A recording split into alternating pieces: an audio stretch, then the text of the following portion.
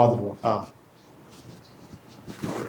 அது அடுத்தது வந்து பார்த்தீங்க அப்படின்னா அதிகண்டம் வஜ்ரம் சுப்பிரம் நாமயோகத்தை பற்றி பார்க்கலாம். சரிங்களா? அதிகண்டம் வஜ்ரம் சுப்பிரம் நாமயத்துக்கு உண்டான பலன்களை வந்து பார்க்கலாம். குருஜி அது லாக் ஆகிருக்கு. சரிவா? ஓகே குருஜி.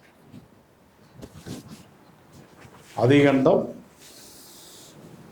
நம்ம அடுத்த டீம் வந்து நம்ம இது வரைக்கும் அதிகண்டம் வஜ்ரம் சுப்பிரம் வரைக்கும் பார்த்தோம். குருஜி சொல்லியிருக்காங்க. அடுத்தது வந்து அதிகண்டம் வஜ்ரம் சுப்பிரம். அதிகண்டம் வஜ்ரம் சுப்பிரம் நாமயோகம்.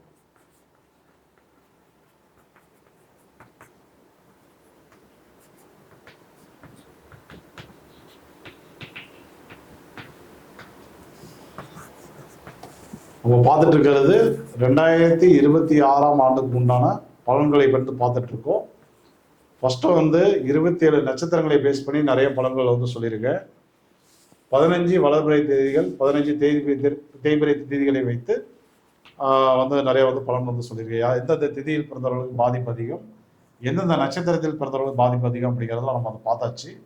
இப்போ நம்ம பார்த்துட்டு இருக்கிறது 27 நாமயோகங்களை நம்ம வந்து 3 டீமாக பிரித்து நம்ம வந்து பார்த்துட்டு வந்துருக்கோம். இது வந்து 6வது டீம். ஃபர்ஸ்ட் டீம்ல வந்து விஸ்கம்பம் கண்டம் பரிகாரத்தில் பிறந்திருந்தால் 26ல என்னென்ன பலன்கள், என்ன நல்லது, என்ன கெட்டது, என்ன பரிகாரம், அதெல்லாம் வந்து பார்த்தாச்சு. ரெண்டாவது வந்து பிரீத்தி விருத்தி சிவம், அந்த டீமுக்கு உண்டான பலன்கள், பரிகாரங்கள் எல்லாமே வந்து பார்த்துட்டு வரோம். மூணாவது வந்து ஆயுஷ்மான் துருவம் சித்தத்துக்கு வந்து பார்த்தாச்சு. நாலாவது வந்து சௌபாகியம் வியாகதம் சாத்தியத்துக்கு வந்து பார்த்துருக்கு. அஞ்சாவது வந்து பார்த்தீங்க அப்படின்னா சோபனம் அரசனம் சுபத்துக்கு வந்து பார்த்தாச்சு. இப்போ 6வது டீமுக்கு வந்திருக்கோம். அதிகண்டம் வஜ்ரம் சுப்பிரத்துக்கு வந்து வந்தாச்சு. இப்போ இந்த அதிகண்டம் வஜ்ரம் சுப்பிரத்துக்கு வந்து கெடுபலன்கள் வந்து நிறைய இருக்கு. என்ன கெடுபலன் அப்படின்னு பார்த்தீங்க அப்படின்னா உடல் ஆரோக்கியம் மற்றும் பணம் சார்ந்த விஷயங்கள்ல அதிக பாதிப்புகள் காட்டுது.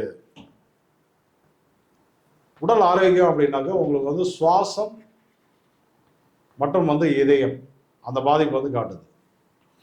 அது இல்லாமல் அஜீரணம், கேஸ் ட்ரபிள், அடிவயிறு சார்ந்த உபாதைகள் வந்து ஆக்டிவேட் ஆகுது. குறிப்பாக வந்து பார்த்தீங்கன்னா இந்த இரணியா, ஒட்டுக்குரல், அந்த மாதிரி பாதிப்புகள் வந்து ஆக்டிவேட் ஆகுது அப்படிங்கிறத நம்ம வந்து புரிஞ்சுக்கணும். அதே போல பணம் சார்ந்த விஷயங்கள்ல நிறைய இழப்புகள் வந்து இருக்கு. அத்தனை பணம் சார்ந்த கொடுக்கல் வாங்கல்லையே ரொம்ப ரொம்ப கவனமா இருக்கணும். கடன் கேட்டீங்கன்னா கிடைக்காது. ஏற்கனவே கடன் இருக்கு அப்படின்னா அதை வந்து அடைக்க முடியாத ஒரு சூழல் என்பது உருவாகும். கல்வி பருவத்தில் இருக்கக்கூடிய மாணவர்கள் வந்து தடுமாறுவாங்க. பத்திரப்பதிவு அந்த மாதிரி ஏதாவது இருந்தது அப்படின்னா முடிஞ்சளவு வந்து இந்த வருஷத்துல வந்து நீங்க வந்து பண்ண வேண்டாம். தள்ளி பண்றது வந்து நல்லது. 2027 வந்து பண்ணிக்கலாம், ஒன்றும் அவசரம் இல்லை. அப்படியே பண்ணி தான் ஆகணும் அப்படின்னா ஒரு அப்பாயின்மெண்ட் எடுத்து அதுக்குண்டான நல்ல ஒரு சுபமுகூர்த்த தேதியை வந்து அமைச்சு பண்ணும்போது நீங்கள் அதில் வந்து தப்பிச்சுக்கலாம். ஸோ அதுக்காக தான் நம்ம என்ன பண்ணியிருக்கோம், சுபமுகூர்த்த வகுப்பு அப்படின்னு ஒரு வகுப்பு வந்து அறிவிச்சிருக்கோம். 1/5/2026 ஆரம்பமாகுது. கட்டணம் வந்து கம்மி தான், 1500 ரூபாய்க்கு மட்டும்தான். இதுக்கு நீங்கள் வந்து ஜோசியராக இருக்கணுன்ற தேவைகள் வந்து இல்லை. உங்களுக்கு வந்து இன்ட்ரெஸ்ட் இருந்தாவே போதும், எளிமையாகவே வந்து புரியும். பாடத்திட்டங்கள் வந்து ரொம்ப எளிமையாக தான் இருக்கும். விதிகள் வந்து ரொம்ப அதிகமாகலாம் இருக்காது. அடுத்து விதி விலக்குகள் குறிப்பாக நம்மளுடைய பாடத்திட்டத்தில் வந்து இருக்காது. சரிங்களா? அதனால் இன்ட்ரெஸ்ட் இருந்தால் யார் வேணாலும் வந்து படிக்கலாம். நீங்கள் வகுப்பில் சேரணும் அப்படின்னா தொடர்பு கொள்ள வேண்டிய தொலைபேசி எண் பாருங்கள், போர்டில் எழுதி போட்டிருக்கு. 9384422298. இந்த எண்ணுக்கு நீங்கள் வந்து ஐயாவுடைய எண்ணுக்கு நீங்கள் வந்து தொடர்பு கொள்ளலாம். அதே மாதிரி ஒவ்வொரு மாதம் வந்து ஏதாவது ஒரு வகுப்பு வந்து ஸ்ரீ மகாலட்சுமி ஜோதிட வித்யாலயின் சார்பாக நம்முடைய குருஜி சௌபாக் மோனியா வந்து ஏதாவது ஒரு வகுப்பு எடுத்துகிட்டு தான் இருக்காரு. நீங்கள் அதற்குண்டான வகுப்பில் ஐயா எங்களால் சேர முடியல, திடீர்னு எங்களுக்கு இப்போ தான் தெரிய வருது அப்படின்னா ஒன்றும் நீங்கள் பயப்பட வேண்டாம். இதுக்கு முன்னாடி நடந்த வகுப்பினுடைய வீடியோக்கு உண்டான அமௌண்ட் கட்டிட்டு கூட நீங்கள் வீடியோ கூட நம்ம வாங்கி இந்த அதிகண்டம் வஜ்ரம் சுப்பிரம் நாமயோகத்தில் பிறந்தவர்களுக்கு இந்த வருடத்துக்கு உண்டான பரிகார கோவில் எது அப்படின்னு பார்க்கும்போது தருமபுரியில் இருக்கக்கூடிய வேளாளீஸ்வரர். தருமபுரியில் இருக்கக்கூடிய வேளாளீஸ்வரர்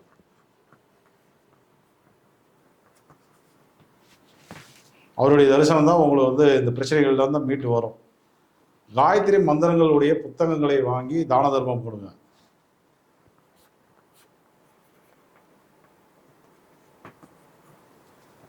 அதே போல இந்த வருடத்தை பொறுத்தவரை எந்த அளவுக்கு வந்து சூரிய நமஸ்காரம் பண்றீங்களோ அந்த அளவுக்கு வந்து ரொம்ப நல்லது.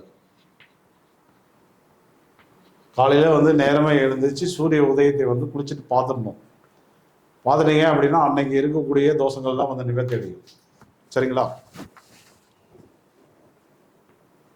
வேற என்ன பண்ணலாம் அப்படின்னா ராமர் வழிபாடு எடுங்க.